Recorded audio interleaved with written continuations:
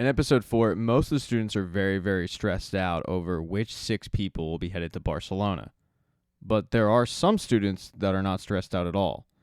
And they are former All-Valley champs and runners-up. So basically, Miguel, Sam, Tori, Robbie, they know that they're going. It's only a formality. For the rest of them, though, they're kind of all looking around and figuring out why they won't be going. They're kind of looking around at their competition and realizing that it's going to be really, really tough. Because they also know that Robbie, Miguel, Sam, and Tori are pretty much shoo-ins, which really only leaves 2 spots. Competition is going to be very, very fierce. And when Johnny and Daniel get together to discuss which 6 will be headed to Barcelona, even they can't agree. Daniel has Sam, Robbie, Miguel, Hawk, Dimitri, and Anthony in his top 6. He's leaving Tori out. While Johnny would swap out Dimitri and Anthony for Tori and Devin. It's pretty obvious to both of them that they're not going to be able to come to a complete consensus, so Daniel gets an idea of having an impartial person come in and judge the karate. The problem is, who do you find around that area that could be an expert that would really know what they're looking for? Daniel has the guy, he's just a little sketchy. It's the bad boy, Mike Barnes. The next day, everybody agrees that Mike Barnes is going to come in and he's going to be the impartial judge on who the top 6 students at Miyagi-Do are. He's going to be in charge. He's going to put them through the ringer. And boy, is he aggressive. He puts the students through a variety of exercises, including chasing a chicken. Obviously, this guy's a big Rocky fan, as am I. By the way, Kenny won the chicken competition. He actually caught it. There's also an endurance challenge where the kids have to hold a rock and squat against a wall. Devin ends up winning that. There's a bunch of other exercises, and he just sits there jotting down notes in his notebook. And at the end of the day, he comes up with the top 12 students. He's going to narrow it down to 6 later. But the top 12 students are Sam, Robbie, Miguel, Tori, Hawk, Kenny, Dimitri, Devin, Chris, Mitch, who now is going by Muscles, and Anthony. For some, like Anthony, they're just happy to be there. But for others, like Devin, well, she's pissed. Because she overheard Barnes giving compliments to Kenny for catching the chicken, and even for Sam and Tori for being aggressive, but she never got a compliment for her endurance test. She feels like she's not getting a fair look, and she complains to Johnny about this. And Johnny, who clearly thinks that Devin is one of the top 6, reassures Devin that Barnes is giving her a closer look.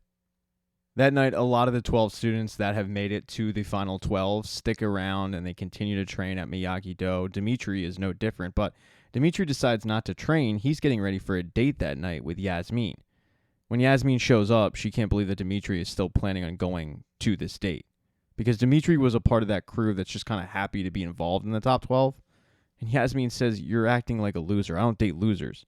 You need to stay and train and go win this thing. That's going to turn me on." And Dimitri, wanting to turn on his girlfriend, I understand why, by the way, but Dimitri, who wants to turn her on, says, "All right, fine, I'll stay and I'll train, and I'm going to make it in the final 6. And now he's got a whole different mindset heading into the next day. The next day's training is primarily going to be a capture the flag type game, but the kids are all wearing flags. You have to use your karate skills to capture as many flags as possible, and then it's going to be decided on who the final 6 will be. Before they kick off the game, Johnny goes over to Barnes and says, "Hey, make sure you're taking a look at Lee." But Barnes doesn't take kindly to that. He doesn't want to be pressured to take a look at one student over the other, so he kind of dismisses Johnny. But during the competition, Johnny continues to point out Lee, and it gets to the point where Barnes has to look at him and say, "Dude, back off." And while Johnny and Barnes are having this conversation, Barnes is missing Lee actually perform and do well. And as soon as Barnes looks at Lee, she's getting flags taken from her. It's very, very frustrating for Devin. At the end of the competition, it is clear to Barnes that the top 4 are Miguel, Tori, Robbie, and Sam.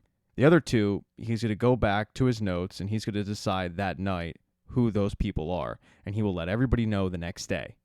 But for Johnny, he can't wait for the next day. He has to find out that night. He goes over to Barnes' shop, and at first he apologizes for being a little bit aggressive towards Devin, but it doesn't take too long in the conversation for Barnes to figure out that the real reason why Johnny's shown up is because he wants to know if Devin made the cut. And Barnes says, "No, She didn't. In fact, she was one of the worst students that you have. These two alpha males start exchanging insults, and it's not too long before they're throwing elbows at each other. And what's really stupid is they're doing it near an active table saw. I mean, this is a word to everybody out there. If you're going to get into a karate fight with somebody, make sure the table saws are turned off. It's just a recipe for disaster. And luckily, no limbs were cut off in this scene. But at the end of it, Barnes is shocked because Johnny comes out on top. I mean, Johnny kicks his ass. It gives Barnes a newfound respect for Johnny, and he says, I was really just looking for a fight. I wanted to get that aggression out, but you're probably right. I'll go back in my notes, and I'll give Lee a fair shake. The next day, when it comes time to find out who the final two going to Barcelona will be, Barnes calls everybody into the forest. He announces that he went back in the night, and he looked and gave everybody a fair shake, and what he decided was the competition is way too close to call. So he's hidden 2 flags in the forest. It's a no-holds-barred competition. Go find the flag and return it, and you're going to Barcelona.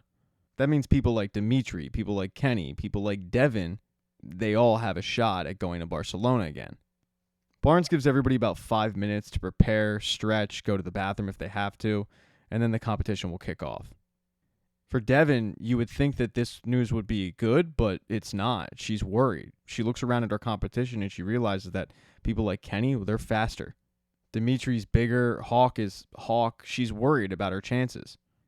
Johnny, though, gives her a pep talk and reminds her that she is a true badass, and she needs to get ready for this competition. The competition, though, seems to be secondary on Dimitri's mind. The main thing on his mind is MIT. He's applied for early acceptance. He's really excited about it because he and Eli have been talking about going to MIT since they were in middle school. MIT is something that Dimitri has not shut up about, and it's really annoying to Eli. Because after they went to the local college, Eli realized that he had been so set on MIT that he hadn't given any other schools a look. And he wants to. It's not like he wants to go to that community college, but he figures that he probably should give some other schools a shot. He, though, didn't know how to break it to Dimitri that he hadn't applied to MIT yet.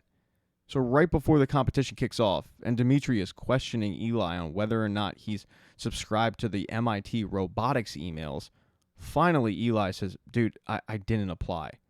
And he starts to explain himself, but Dimitri is so upset about it that he doesn't want to hear it. He feels like it's been an act of betrayal because they agreed to do this years ago, and now, well, Eli's backing out. And no matter what Eli says or how he tries to explain it, Dimitri's pissed. They both go their separate ways because they have to get ready for the competition. And when the competition kicks off, it is a fierce battle to the flags.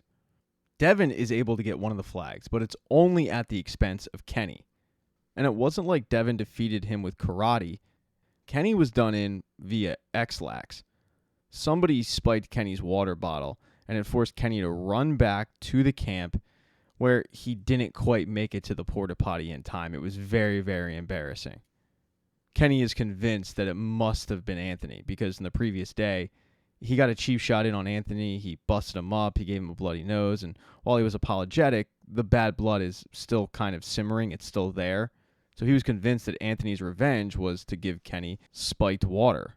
But it actually wasn't Anthony at all. It was Devin. Devin wanted to go to Spain so bad that she cheated. And she is very relieved when she hears Kenny cursing out Anthony. As for the other flag, that came down to Dimitri and Hawk. And Dimitri was certainly not over the whole MIT slight, and he takes it out on Hawk. Hawk takes it a little easy on Dimitri, and it comes at his expense because Dimitri is able to kick him down, grab the flag, return to camp, and Dimitri will be headed to Spain.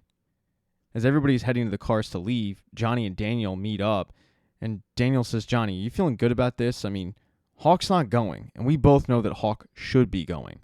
By the way, I heard about your little fight with Barnes. You just had to eagle fang your way to what you wanted, huh? And Johnny shoots back, yeah, even with the Miyagi-Do patch on my back, I'm going to fight for the people I care about. And Daniel throws his hands up and says, look where that got us. I mean, do you honestly believe this is our strongest team? To which Johnny says, yeah, I think they can handle anything.